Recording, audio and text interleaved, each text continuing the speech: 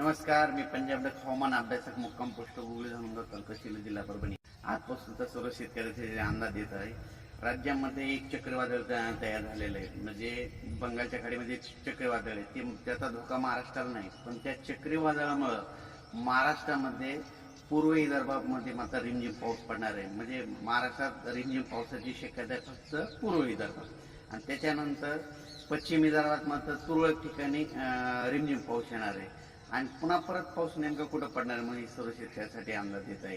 राज्यामध्ये आता म्हणजे दिनांक आज आहे 5 डिसेंबर, उद्या 6 आणि 7 डिसेंबर या 3 दिवसामध्ये राज्यामध्ये पूर्व विदर्भामध्ये चंद्रपूर, वर्धा, नागपूर, गडचिरोली या जिल्ह्यामध्ये पाऊस पडणार आहे.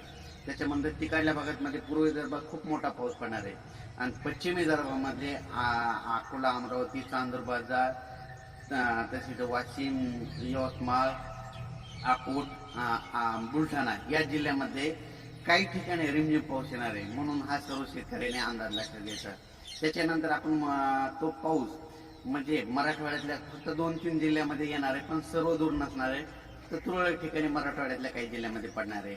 तर तो पाऊस मराठवाड्यामध्ये बघितलं तर लातूर जिल्हा, नांदेड जिल्हा, हिंगोली जिल्हा, परभणी जिल्हा, बीड जिल्हा, जालना, संभाजीनगर या भागामध्ये जिल्ह्यामध्ये फक्त तुरळक ठिकाणी पडणार आहे, सर्व दूर पडणार नाही. म्हणून